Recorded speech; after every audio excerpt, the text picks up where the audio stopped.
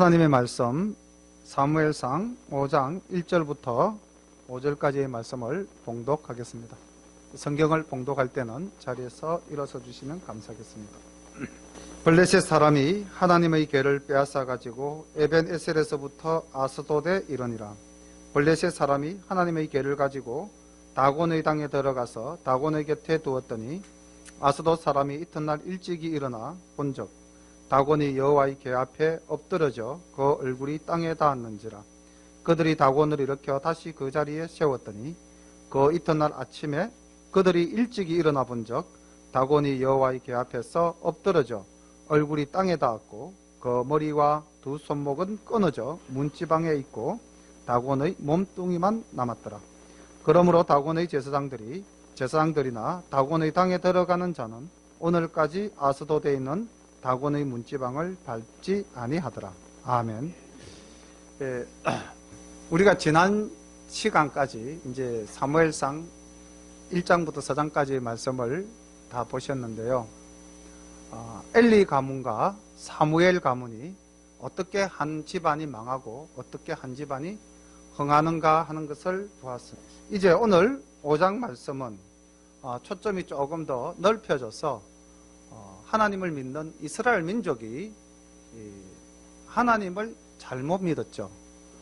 지난 시간에 아벡 전투에서 블레셋 군과 싸울 때에 여호와의 궤가 오면은 자기들은 승리할 줄 알았습니다.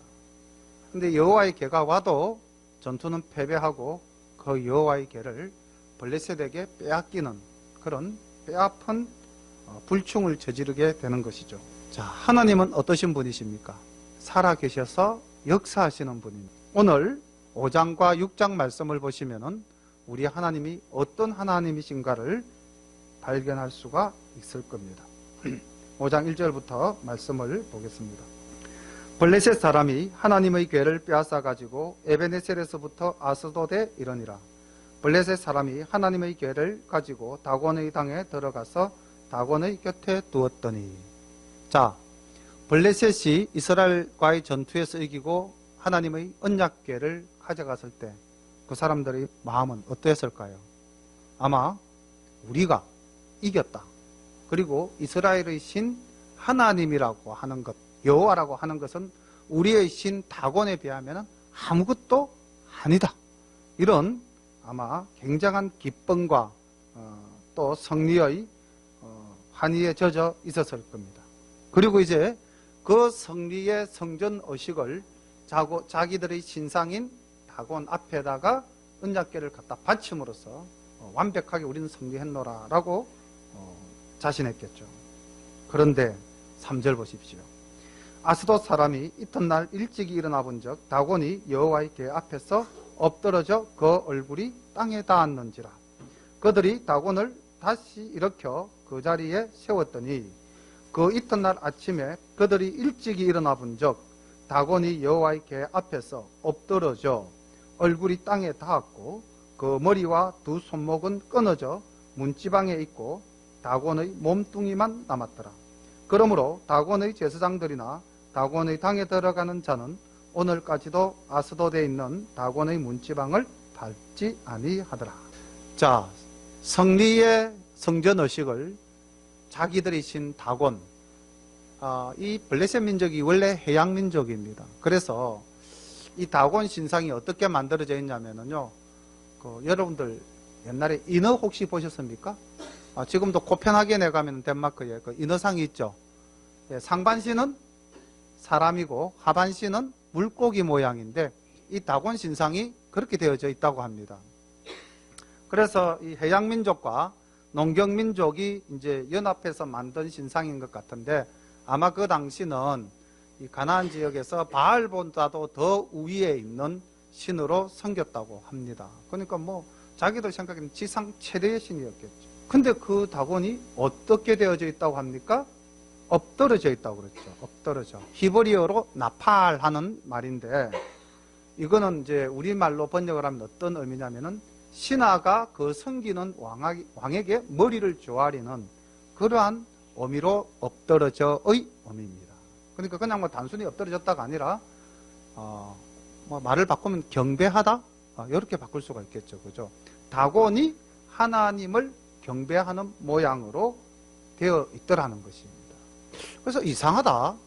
이럴 수가. 그리고 다시 이렇게 세워서 두었는데 그 다음날 가보니까 이제는 그 얼굴이 지면에 닿았고 그 다음 머리는 떨어져 나갔고 팔도 떨어져 나갔고 몸뚱이만 있더라는 것이죠.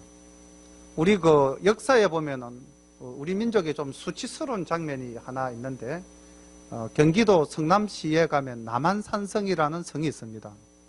그 성에 가면은 삼전도의 굴욕비가 있죠. 그죠? 청나라 태종에게 조선 왕 인조가 머리를 3번 조아리고 9번 절을 하는 항복의 의식을 치렀던 곳이 있습니다. 그와 같은 모습이다라고 보면 됩니다. 지금 이 다곤이 완전히 하나님 앞에 굴복하고 엎드러져서 항복을 표하는 모습으로 참담하게 넘어져 있는 거죠. 그러니까 우리 하나님은 분명히 살아계신 하나님이 맞으시죠. 이렇게 하나님은 블레셋과 블레셋 신에 대해서 심판하십니다. 자, 6절 여호와의 손이 아스돗 사람에게 엄중히 더하사 독종의 재앙으로 아스돗과 그 지경을 쳐서 망하게 하니 아스돗 사람들이 이를 보고 가로되 이스라엘 신의 괴를 우리와 함께 있게 못할지라. 그 손이 우리와 우리 신 다곤을 친다 하고 이에 보내어 블레셋 사람의 모든 방백을 모으고 가로되 우리가 이스라엘 신의 괴를 어찌할꼬. 그들이 대답하되 이스라엘 신의 괴를 가드로 옮겨가라 하므로 이스라엘 신의 괴를 옮겨갔더니 그것을 옮겨간 후에 여호와의 손이 심히 큰 환난을 그 성에 더하사 성읍 사람의 작은 자와 큰 자를 다 쳐서 독종인하게 하신지라. 이에 그들이 하나님의 괴를 에그론으로 보내니라. 하나님의 괴가 에그론에 이른적 에그론 사람이 부르짖어 가로되 그들이 이스라엘 신의 괴를 우리에게로 가져다가 우리와 우리 백성을 죽이려 한다 하고 이에 보내어 블레셋 모든 방백을 모으고 가로되 이스라엘 신의 괴를 보내어 본초로 돌아가게 하고 우리와 우리 백성 죽임을 면케하자 하니 이는 온 성이 사망의 환난을 당함이라. 거기서 하나님의 손이 엄중하심으로 죽지 아니한 사람들은 독종으로 치심을 받아 성읍의 부르짖음이 하늘에 사무쳤더라. 이 블레셋은 5개의 큰 도시로 이루어져 있는 성읍 국가입니다. 오늘 우리 여기 지금 3개의 도시가 나와 있죠. 첫 번째 아스돗, 그 다음에 가드, 그리고 에글론. 지금 빠진 것이 가사와 아스글론이 빠져 있습니다. 5개의 도시 중에서 빠져 있는 도시가 가스와 아스글론이라는 도시인데 아마 이제 그 당시 도시의 규모가 어떠했는지는 잘 모르겠습니다만은 에글론에 이제 아스돗에 갔던 여호와의 괴가 거기서 이제 신당에서 자기들의 신이 넘어지고 또 독종이 생기니까 이제 가드로 보냅니다. 근데 또 가드에도 역시 동일한 사건이 일어났겠죠. 그러니까 이제 에글론으로 다시 보내니까 에글론에서도 역시 동일한 일이 일어났습니다. 그리고 이제 11절에 보면은 그 블레셋 모든 방백이 모여서 국가 안전 보장 회의를 했겠죠. 이스라엘 신의 괴를 이스라엘로 돌려보내자. 우리가 승리한 것이 알고 보니 승리한 것이 아니었고 여호와는 우리가 감당할 수 없는 신이다 라는 것을 이제 인식하게 된 것이죠. 잠시 그들이 승리한 것 같지만은 사실은 그들이 승리한 것이 아닙니다. 우리 사랑하는 성도님들, 이 땅을 살아갈 때에 예수 믿는 우리가 잘못 행동함으로써 이스라엘 백성들이 잘못 행동함으로 하나님의 영광을 가리워서 그 수치를 당하게 했지만은 그러나 하나님은 결코 패하시는 분이 아니고 승리하시는 분이시고 따라서 우리도 그 하나님의 승리에 힘입어서 이 어렵고 힘든 현실, 악과 불의가 우리를 지배하는 이 현실 속에서도 결국 우리가 최후의 승리자가 된다는 확신을 가지시기를 바랍니다. 예수님께서 십자가상에 매달릴 때만 하더라도 그 온 유대인들 또는 로마인들이 얼마나 승리에 젖어서 자기들이 창가를 불렀겠습니까? 그리고 예수님이 돌아가시자 사탄은 얼마나 또 기뻐했겠습니까? 드디어 죽은 권세가 하나님을 이겼다, 그렇게 생각하지 않았겠습니까? 그러나 우리 예수님은 3일 만에 부활하셨습니다. 그리고 첫 열매가 되시면서 우리에게 이렇게 말씀하셨죠. 너희들도 다 부활에 동참할 것이다. 우리에게 새 생명을 주셨습니다. 사도행전 2장 24절에 보면 하나님께서 사망의 고통을 풀어 살리셨으니 이는 그가 사망에게 매여 있을 수 없었음이라. 우리도 이제 더 이상 죄의 노예가 아니고 사망의 노예가 아닙니다. 하나님 능력으로서 이 블레셋을 멸하시고 승리하시는 이 역사를 우리가 봄으로써 우리도 승리할 수 있다는 힘을 얻어가시기를 바랍니다. 근데 이제 여기서 우리가 한 번 더 생각해 볼까요?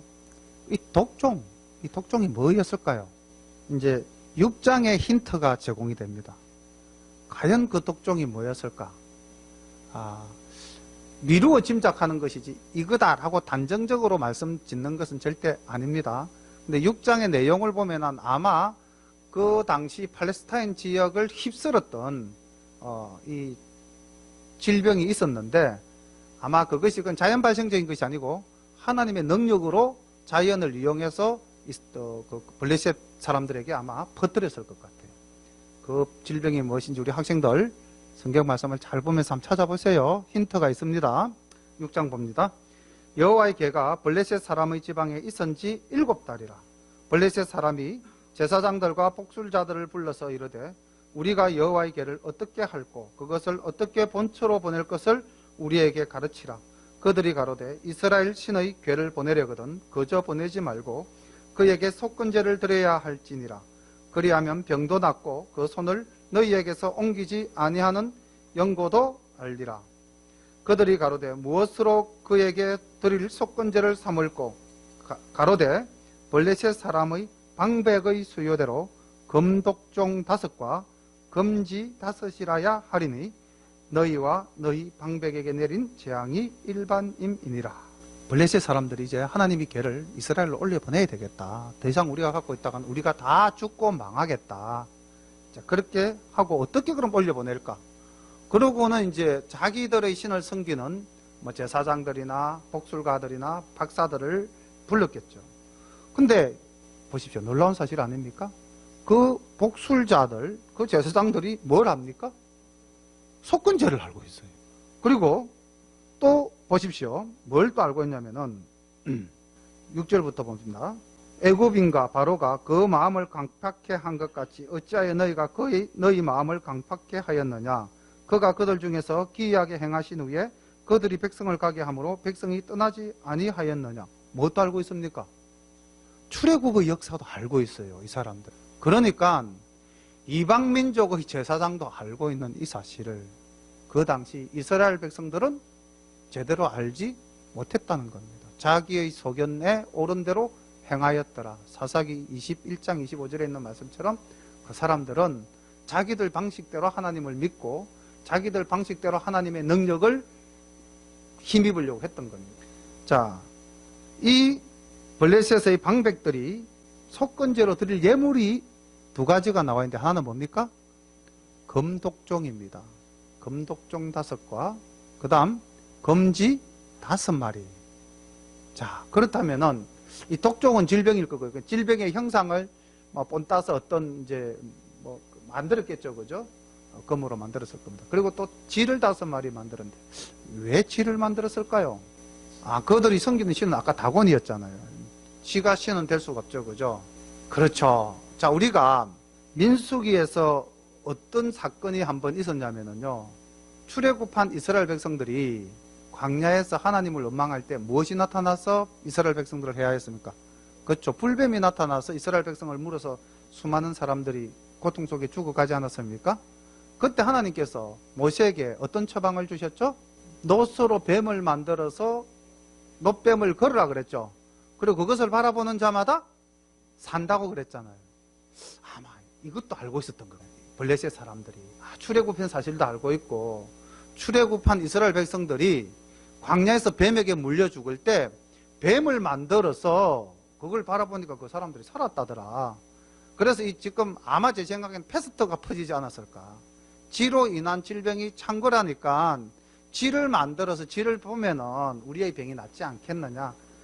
그렇게 저는 추측을 해봅니다. 그래서 이게 이제 사실은 성경에 있는 내용을 가지고 유추를 해본 것입니다. 놋뱀 사건이 있으니까 아마 그러한 일도 있었을 수 있을 것이다 라고 생각을 해봅니다. 7절 말씀 봅니다. 그러므로 새 수레를 만들고 멍에를 메어 보지 아니한 젖 나는 소 둘을 끌어다가 수레를 소에 메우고 그 송아지들을 떼어 집에 돌려보내고 여호와의 궤를 가져다가 수레에 싣고 속건제 드릴 금보물은 상자에 담아 궤 곁에 두고 그것을 보내어 가게 하고 보아서 궤가 그 본 지경길로 올라가서 베세미스로 가면 이 큰 재앙은 그가 우리에게 내린 것이요 그렇지 아니하면 우리를 친 것이 그 손이 아니요 우연히 만난 것인 줄 알리라. 자, 이 블레셋 복술가들도 지금 반신반의하고 있죠. 이게 과연 하나님의 능력인가 아니면 우연히 일어난 일인가. 그들이 알고 있는 그 역사적 지식을 가지고 볼 때도 분명히 하나님의 능력인 것 같기도 한데, 그럼 또 우리가 섬기는 우리의 신은 이게 뭐지? 아닐 수도 있을 거야. 그래서 그들이 작전을 짭니다. 참 묘한 작전을 짜죠. 3가지 작전을 짰습니다. 첫 번째 작전이 뭡니까? 자, 소를 2마리를 고릅니다. 소를 1마리가 아니라 2마리를 골랐다는 사실도 우리가 좀 눈여겨봐야 됩니다. 근데 2소 다 뭡니까? 암소입니다. 그리고 멍에를 매지 않은 소였어요. 그리고 젖이 난다고 했으니까 새끼를 낳은 지 얼마 안 되는 소입니다. 그러니까 이 소가 굉장히 단점이 많은 소예요. 한 번도 멍에를 매본 적이 없는 소, 새끼에게 젖을 먹여야 되는 소, 그리고요 새 수레를 만들었다고 그랬습니다. 한 번도 사용하지 않았던 수레.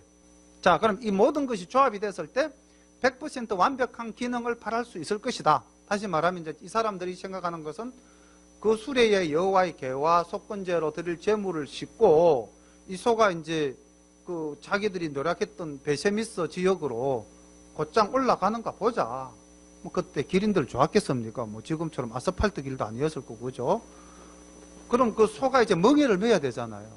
그 멍에를 아직 한 번도 안 매본 소입니다. 우리 젊은 세대는 모르지만은 우리 장로님은 소가 멍에를 맨다는 것, 소에게 멍에를 매게 하기 위해서 그 교육 훈련을 시켜야 하는 과정이 얼마나 힘들다는 것 아시잖아요, 그죠? 자, 그런데 한 번도 안 매본 소, 이게 멍에의 고통을 얼마나 느끼겠습니까? 그 고통도 고통이겠거니와. 두 번째, 새끼를 두고, 그 새끼는 묶어두고 이제 소를 데리고 간다고 기록이 되어져 있죠. 이 소가 제대로 가겠습니까? 갈 수 있겠습니까? 그래 놓고서 뭐라고 그러냐? 야, 똑바로 가면은 이거는 하나님께서 우리를 치신 거고, 이 소가 안 가면은 그건 우연히 발생한 거야. 자, 누구에게 유리하게 만들어 놓았습니까? 자기들에게 굉장히 유리하게 조건을 만들어 놓죠. 이게 안 믿는 사람들의 특징입니다. 하나님을 믿기를 끝까지 거부하는 자들은 이렇게 자기 논리를 완벽하게 만들어 놓고 도저히 일어날 수 없는 상황으로 만들어 놓고 그 다음 보자 이렇게 한 거예요. 우연히 만난 것인 줄 알리라. 근데 이 세상에 우연은 있습니까? 없습니까? 우연은 없습니다. 하나님의 역사를 인정하지 않는 이 사람들의 불신자들의 모습은 오늘날 우리 시대를 살아가는 불신자들의 모습과도 많이 닮은 것 같습니다. 이런 사람들을 우리가 전도를 하려면 참 힘들겠죠. 기도하고 나가서 전도해야 됩니다. 10절 말씀 봅니다. 그 사람들이 그같이 하여 젖나는 소 2를 끌어다가 수레를 메우고 송아지들은 집에 가두고 여호와의 궤와 및 금지와 그들의 독종의 형상을 담은 상자를 수레 위에 실으니 암소가 베세미스 길로 바로 행하여 대로로 가며 갈 때에 울고 좌우로 치우치지 아니하였고 블레셋 방백들은 베세메스 경계까지 따라가니라. 우리 요 12절 가지고 보험 강사님들 설교 참 많이 하십니다. 베세미스의 소 이래가지고 자고 우면하지 않고 그 젖나는 새끼도 두고 소는 오직 하나님의 일에 충실했다. 그러니 성도들도 세상 만사 다 버려두고 오직 하나님만 섬겨라. 성도님들 자식을 돌아봐야 됩니까? 안 돌아봐야 됩니까? 돌아봐야 됩니다. 자식 떼놓고 하나님 섬기는 건 제가 볼 때는 옳지 않다고 생각합니다. 지금 여기서 이 젖되지 않은 소를 등장시킨 것은 하나님의 능력이 얼마나 위대하신가를 이야기하시기 위한 것이지 뭐 그 소가 무슨 충성심이 있었겠습니까? 안 그렇습니까? 우리가 소를 보고 배워야 될 게 뭐 있겠습니까? 그렇게 주관하신 하나님의 능력을 우리가 아멘으로 영접하고 하나님 말씀대로 살기를 힘쓰는 우리가 되어야 되지 않겠습니까? 13절 베세미스 사람들의 골짜기에서 밀을 베다가 눈을 들어 괴를 보고 그것의 보임을 기뻐하더니 수레가 베세미스 사람 여호수아의 밭 큰 돌에 있는 곳에 이르렀은지라 무리가 수레의 나무를 패고 그 소를 번제로 여호와께 드리고 레위는 여호와의 개와 그 개와 함께 있는 금보물 담긴 상자를 내려다가 큰 돌 위에 두매 그날에 베세미스 사람들이 여호와께 번제와 다른 제를 드리니라. 블레셋 5방백이 이것을 보고 그날의 에그론으로 돌아갔더라. 지금 우리가 이 카메라를 가지고 탁 이 앵글을 잡으면 두 형태의 사람이 보이죠. 한쪽은 어느 쪽입니까? 기뻐하니 하는 베세미스 사람들입니다. 또 한쪽은 쓸쓸히 돌아가는 블레셋 사람들. 끝까지 자기에게 유리한 조건을 만들어 놓고 하나님을 시험했지만은 결국 그들은 위대하신 하나님 앞에서 자기의 패배를 인정할 수밖에 없었던 것입니다. 그런데 이 베세미스 사람들이 지금 이 장면을 보면은 얼마나 기쁨과 환희에 젖어 있습니까? 할렐루야 팬들이 찬양을 불렀겠죠. 그리고 기쁨으로 제사를 지냅니다. 그 소하고 수레하고 잡아가지고 그리고 모자란다 생각해서 또 자기들 물질도 가지고 와서 또 다른 것으로 제물을 드렸다 이렇게 기록되어 있지 않습니까? 그러니까 아낌없이 헌신하고 기뻐하였습니다. 그리고 이거는 기념을 해야 돼. 이건 우리만 보고 즐길 수가 없어. 그리고는 큰 돌에다가 그것을 전시를 해놓고 하루 종일 전시회를 하는 겁니다. 그렇죠? 이렇게 기념하고 기뻐했어. 이 장면 잘 기억해 두십시오. 얼마나 영적으로 충만했겠습니까? 자기들이 싸워서 이겨서 다시 되찾아온 것 아니지 않습니까? 오직 하나님 스스로 싸워서 승리하고 이 적의 손에 의해서 항복을 받아내는 이 장면. 그러니까 여호와의 위대하심에 얼마나 이들이 크게 감격했겠어요. 우리가 신앙생활 하다 보면 우리도 이런 승리의 기쁨을 노래할 때가 있지 않습니까? 내 마음에 은혜가 충만하고 성령 받았다는 느낌에 내가 영적으로 환희에 차 있을 그럴 때가 굉장히 많지 않습니까? 그리고 달아올라서 열심으로 주의 일도 하고 나가서 전거도 하고 그렇게 합니다. 잘 기억해 두십시오. 이 부분을 잘 기억해 두십시오. 17절 블레셋 사람이 여호와께 속건제로 드린 금독종은 이러하니 아스돗을 위하여 하나요? 가사를 위하여 하나요? 아스글론을 위하여 하나요? 가드를 위하여 하나요? 에글론을 위하여 하나이며 5개 도시가 다 나왔죠. 드린 바 금지는 여호와의 궤를 놓은 큰 돌에 이르기까지의 모든 견고한 성읍과 시골 동리 곧 5방백에게 속한 사람의 모든 성읍의 수요대로였더라. 그 돌은 베세미스 사람 여호수아의 밭에 오늘까지 있더라. 자, 지금 우리 4절 한번 다시 돌아볼까요? 4절에 보면은 그때 국가안전보장회의가 열려가지고 야 우리 항복하자. 이제 항복하고 여호와의 궤를 돌려보내자. 그러면서 그들이 보낼 그 재물, 속건제 재물을 정할 때 어떻게 정했습니까? 5개라고 했죠. 그죠? 독종 모양의 예물 5개, 쥐 모양의 예물 5개였죠. 근데 지금 보십시오. 여기 17절, 18절에 가서 보십시오. 18절, 17절에 독종 5개는 맞습니다. 그런데 쥐는 몇 개입니까? 5개입니까? 하나입니까? 엄청 많죠. 지금 헤아릴 수가 없어요. 보십시오. 드린 바 금지는 여호와의 궤를 놓은 큰 돌에 이르기까지 모든 견고한 성읍과 시골 동리 곧 5방백에 속한 사람의 모든 성읍의 수요대로였다. 그러니까 이게 5방백의 고을 5개가 아니라 그 방백이 다스리는 골 온 고을마다 지의 형상을 만들어서 하나님께 속건제물로 드렸다. 이것은 완벽한 하나님의 섭리입니다. 자, 이제 그들은 돌을 여호수아의 밭에 놓았고 그 돌은 오늘까지 있더라. 이렇게 기록한 이 기록자의 그 의도하는 바는 뭐겠습니까? 그 승리가 굉장히 감격적인 승리였다. 이런 것도 있겠죠. 그죠? 예. 또 하나는 하나님의 위대하심도 있겠죠. 하나님 스스로 싸우셔서 승리하셨다. 이런 것도 있을 거고요. 또 하나는 조금 생각을 해봐야 되는데 우리 지난 시간에 설교 제목이 이가봇이었죠. 하나님의 영광이 이스라엘에서 떠나셨습니다. 그 결과로 법궤가 빼앗기는 아픔이 있었죠.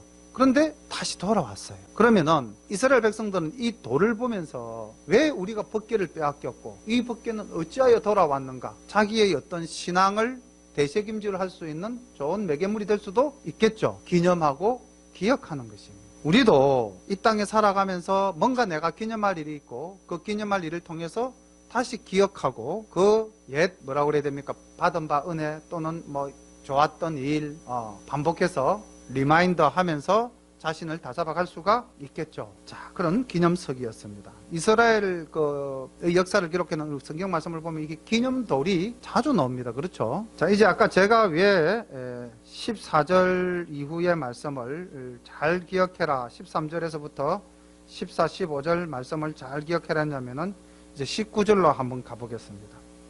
시간이 얼마나 지났을까요? 14절, 15절에서 19절까지 가는 데는 수일이 흘렀을까요? 수년이 흘렀을까요?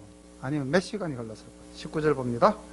베세미스 사람들의 여호와의 궤를 들여다본 거로 그들을 치사 5만 70인을 죽인지라.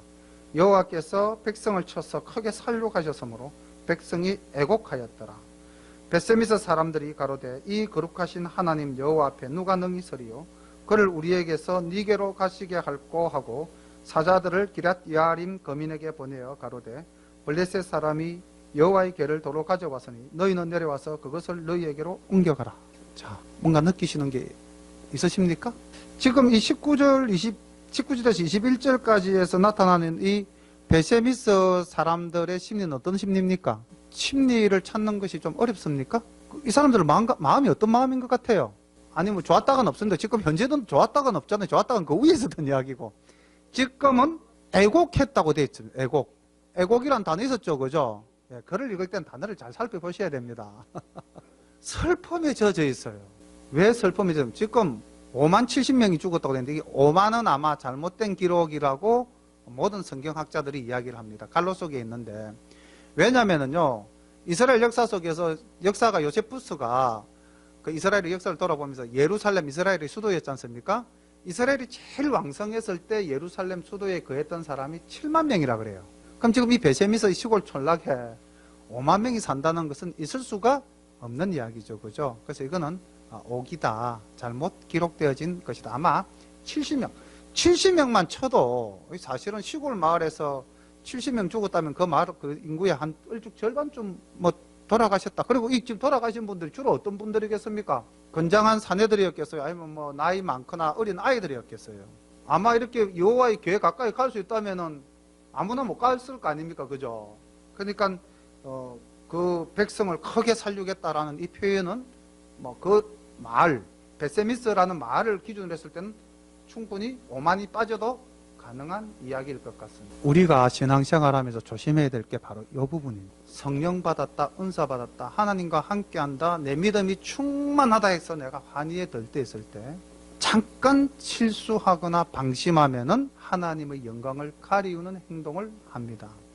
그래서 우리 조상들도 지나치면 아니간만 못하다, 과유불급이라는 말을 쓰셨어요. 이 사람들이 지금 하나님의 궤가 온 것을 크게 기뻐했습니다. 그리고 번제도 드렸어요. 이스라엘의 습속에 따라서 레위인들이 제사장이 돼가지고 잘 드렸어요. 좋았습니다. 문제는 법궤를 들여다본 것이죠.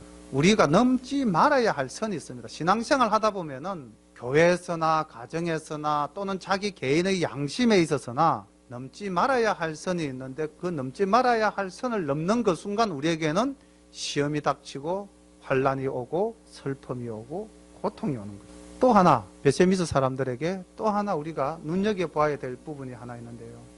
이 베세미스 사람들이 그 모든 일의 원인이 어디에 있다고 지금 생각하시는 것 같습니까?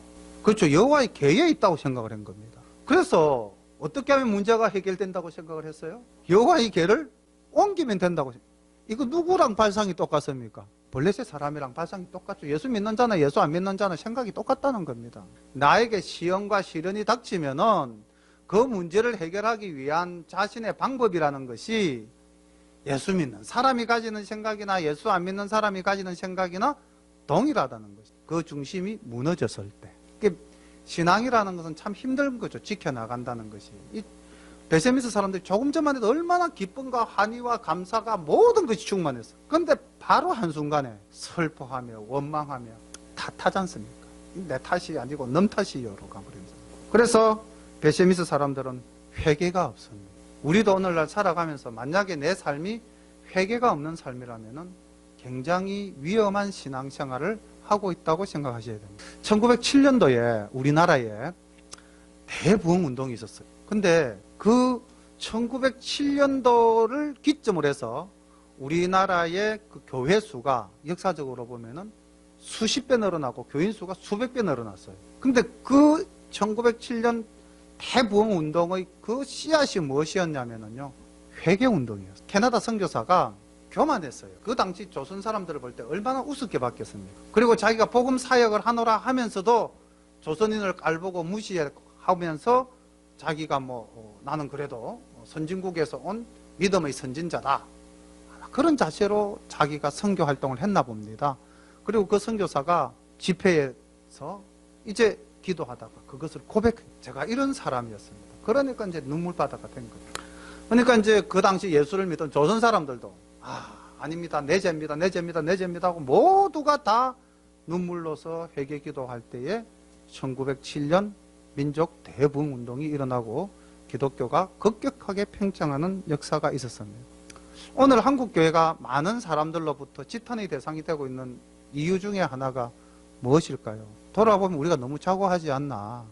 대형교회, 그리고 국가의 조창기도회라든지 이런 권력기관과 연합해서 마치 힘이 있는 것처럼 보여지고, 그러다 보니까 정말로 우리가 해야 할 일, 정말로 우리가 본받아야 될 모습, 예수님이 이 땅에 종으로 오셔서 섬기시는데 교회가 과연 오늘날 종의 모습으로 지역을 섬기고 개인을 섬기고 국가를 섬기는가, 이런 신앙의 기본으로 우리가 돌아가야 됩니다. 베세미스 사람들 회개 없었습니다. 성리에 환희에만 젖어 있었습니다. 좋은 것만 가지고 누리려고 했습니다. 우리 열린가족 여러분들, 항상 하나님 앞에서 겸손하게, 하나님은 스스로 싸워서 승리하시는 위대하신 하나님이십니다. 우리는 그 위대한 하나님의 자녀입니다. 늘 기쁨에 충만한 삶을 살아가시기를 기원합니다.